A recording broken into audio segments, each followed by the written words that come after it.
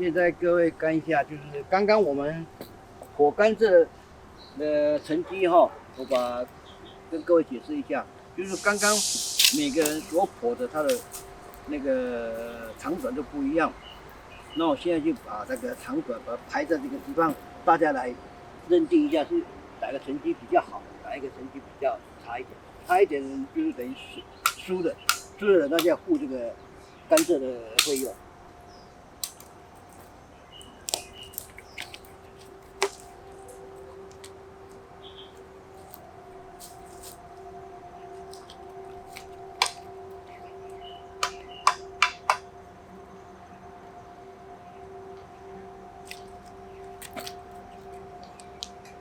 好，2、4、6、8、9，就是刚刚我们在剖甘蔗的时候，有9位那个小朋友在玩的。那现在就是每个人都把那个剖好了以后，他各自把那个他的在那个甘蔗皮啊，就放在这边，我们来看它的长度。越长的人就是他的冠军，越短的人就是输，就等于说他这一支甘蔗输，他要负责去跟店家那干妈点要付这个钱哦，所以各位大家看一下，这边有2、4、6、8、9有9个。好，那我现在讲那个第一支是这个甘蔗的游戏，这个是以前我们小时候去海边的话，有很多游戏，像最后的就是这个，所以这一位先生也是一个游戏，小朋友拿那个圆那个牌子，他就要去付。跟店家，剖甘蔗也是一个游戏。这剖甘蔗就是因为那个小时候都没有什么然后大家就是剖甘蔗，就是有甘蔗可以吃，甘蔗吃，好，所以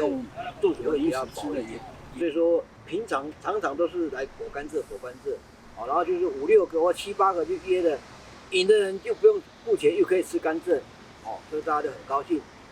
好，所以说刚刚我有示范了剖甘蔗，但是剖甘蔗。以前有比较没有这么危险性，但以前刀子的设计跟现在的刀子设计会不一样，所以以前的刀子跟现在的刀子是不一样，所以说现在的刀子呢，它有刚刚示范那个比较危险性，它比较尖锐，但是以前我们没有这么尖锐，而且又比较小，哦，所以说希望。大家有机会来在剖甘蔗再试看看，但是呢，还是少以去玩这个，因为像我的姐姐，她就不小心剖甘蔗，就被手啊，被那个甘蔗刀子那个劈到给撞破，这是我的3姐，她小时候的情形哦啊。在这里怎么玩呢？就是说我们都是有5、6个、7、8个人，就约在一起，就是买一根甘蔗，哦，大家就开始来，就刚刚我所做的那些动作，去把它那个就是等于劈甘蔗这样子，看大家劈的那个外表皮啊，那个长度，看哪一个比较长，以长短的状况来区分谁是赢家，谁是输家。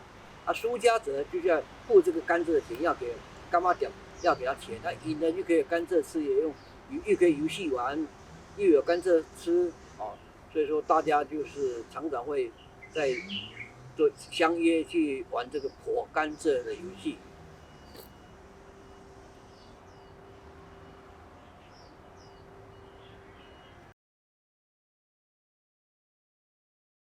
那小时候鸟巢子的海滩跟现在哪些不一样？根本就不一样。以前的海滩是沙滩，可以当海水浴场，非常非常漂亮。但是现在已经都被港务局、交通部港务局已经征收了嘛，征收了以后就改一些仓储啦，还有那个人行道的步道啦，还有那怎么讲？那脚踏车步道，这个就是我目前不一样的地方，就是以前沙滩还有可以当游泳。很多现在的在花莲、美伦住美伦或市区，只要在这个鸟巢子，他们都会想到那个游泳，所以这沙滩非常漂亮。海岸线大概200米，现在已经没有了。那边一个新村站，那个火车的新村站下面，就是开始也向北延伸，一片海，一直延伸到我家的后面现在那个80度，其实叫以前叫信号塔。他们家是要走一段，也是看得到。我家的后面就是一片海的那个的房子，一直到41年，我妈妈和我父亲结婚之后，才搬到35号，后来32号卖给一个姓陈的，这就是说，那至于说我的记忆就是说白灯塔到 T 字形这里，后来到我们懂事的时候，海边已经就形成，一直到那个西嘎库拉，就形成那个沙滩，因为我们那个有一个海龟桃，海龟桃就是那个在日据时，在那战争的时候炸掉，所以变成这里就形成一个那个，以我们鸟踏史的这些小孩子来讲，形成一个很好的渔场，里面有九孔、龙虾各种的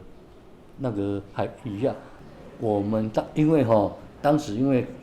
那个港口的关系，所以我们大概靠近海滩这一部分就有一点比较浅的那个沙滩，但是你大概走个2公尺就深下去了，就类似那个现在七星潭的海域一样。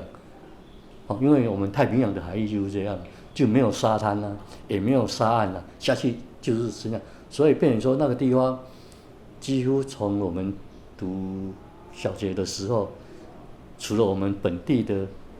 大大小小小孩子都在那学游泳，在游泳之外，几乎花莲市只要是那个国中、高中甚至大学，夏天都在那里形成一个海水浴场。那个西嘎库拉那里，一到台风，就是那里有一个暹罗，那个地方特别多的虱目鱼，所以我们鸟踏史的大人都会那个台风天都会在那里抓那个虱目鱼，而且数量又特别多，因为很多虱目鱼都游到那里那个逃避台风，所以我们只要是台风的前夕或者台风之后，几乎每个人虱目鱼都抓得非常多。在这期间我住了32年，那现在那我们小的时候就会在所回味的第一个想到的就是我们在捕鱼苗里面，因为轰炸之后抓那个抓龙虾跟九孔，混凝土破碎，这是最好的。海底有很多的脆石，对，捕鱼苗赚钱，里面虱目鱼苗对，只要你有下去把里面捕去有钱赚的，你有钱就干嘛去了？龙虾嘛，在抓龙虾，还有叫你高亢。就是抓九孔，而且一边可以戏水，有一种的那个圆圆的不大，但是就是现在我又不像那个九孔，我现在就是说回想，那这个里面就全部都会在居住那段时间，都会在那个最小就是这3个，在那个石头礁石上，圆圆的，大概椭圆形，薄薄的，里面你把它加上那个酱油、蒜头，非常好吃。哇，专门的啊！他专门的，我是专门在抓九孔跟龙虾，我去一口气背着就下去，翻几个石头，那个九孔有看到就捡，我有一个那个袋子啊，就装的满满的，就一天卖了1000多块，那时候1000多块很大哎，但是已经很大了，其实是没有什么危险的。用精神要去看那个旗鱼的尾巴，要看，很认真去看。但是抓的时候你还要去追什么？现在抓的是，你看到也会很高兴、很幸福。我最多的记录好像抓7只而已，那是一标最多的，最多的记录。那是那一天那运气特别好，那他才有那个。你看了十几只，你给你碰到可以标到的就是7只，最多了。但是有时候也是出去回来，有时候有看到一只很大的，那也是很好。我知道的是这样，就是说，坏码头还有T字形，那个海是这里面是船路，弧形的嘛，但是有一个 T 字形这炸掉之后，T 字形有一个，还有一个那个小的那个，我们上讲说有一个隧道，海贝塔是被那个隧道，海浪那隧道就冲坏掉当时所有的那个运输还有一个就是我都们说经过 T 字隧道，形那个是运到造船厂。那个以前是在好像日本时期的时候，所以就他们在运货的，造船厂那时候被停在那边出货。快码头一直到那个 T 字形这一段，这个区块全部都是泥土。但快码头过去一直到西嘎库拉，这全部都是那都是沙石，就没有泥土，所以等于说当时那个造船厂就在 T 字形和在我的记忆中，就是那一片那个我们讲的海基啊，这个整个都是造船厂。每一到夏天哦，人满满的，很多人都在那边游泳啊，就是玩水啊。我们也是都台风天刚刚要起浪的时候，我们都会去玩浪啊。从我们讲那个 T 字形那边，从那边跳下去，然后跟着那个浪跑回来啊，那很过瘾啊。对，就是很好玩。我们常看那个大浪，你知道吗？哇，看那大浪很过瘾。哇，一台风，哇，看那个浪特别大。这一次的浪怎么那么大？就是台风比较大，台风比较小，浪就没有那么大。还有那个渔船啊，那有时候那渔船去抓鱼，都是8、9月，那个台风来的时候，他们去标鱼，但是要进来的时候，那个港啊，有时候浪太大，他们还要冲浪，有时候那个浪要进来的时候，那个浪刚刚过来啊，有时候那个渔船都被打翻了，那好危险的。以前我们的过程当中，就是看，有一些很奇妙的东西啊，对啊，不一样。以前那个南湾澳那一边的渔船会来这边抓旗鱼啊，用标的啊。还有本港都是20-30吨的渔船。对呀，还是会被打翻啊。